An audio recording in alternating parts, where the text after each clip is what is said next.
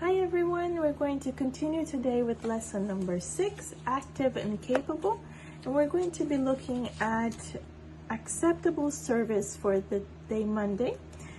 And we have the question, in choosing an occupation, what factors should be considered? How do our capabilities determine our place in life? And so we have here Philippians chapter 2 verse 14 and 15, and it says, "Do all things without murmuring and disputing, that ye may be blameless and harmless, the sons of God, without rebuke, in the midst of a crooked and perverse nation, among whom ye shine as lights in the world." And so as we are choosing our occupation or doing our work, we should consider that we are in the midst of a crooked world, but we are to be blameless and harmless and to be the light of this world. And so that should be factors that we consider as we do our work.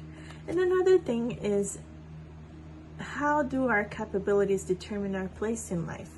Well, God has given us capabilities, but they need to be developed. We develop it with his help, of course, and the more we try to develop our capabilities, the more God will bless us and will help us to grow. But if we don't put any effort into it, then we will stay stunted. Our growth will be stunted. Our reach will be stunted. And so we need to consider that God has given us talents and opportunities, but we need to put our effort into it.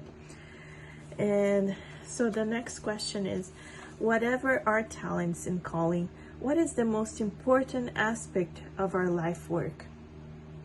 And we are called to read Hebrews chapter 6 verse 10.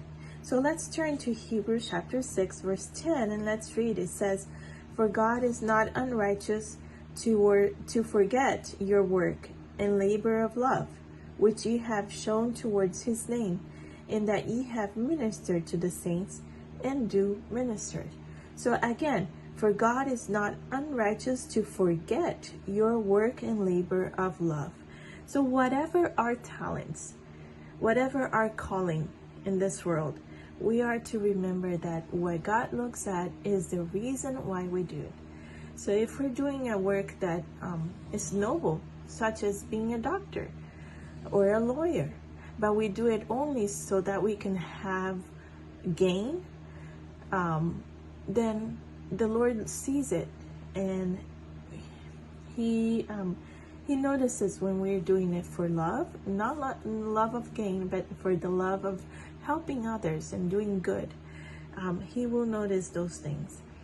So, or if we are called to be janitorial or anything, as we saw yesterday, there is no work that is lower than another or of less value. All work is valuable and has a place and is necessary, and if we do it for the right reason, then the Lord will notice that, and He is the rewarder of all of us. So may the Lord help us to remember to be active, to work, and to be capable. By His help, we are able to develop and do a work that He can notice. God bless you, and I will see you tomorrow as we continue to study this very applicable lesson for this week. Have a good day, everyone.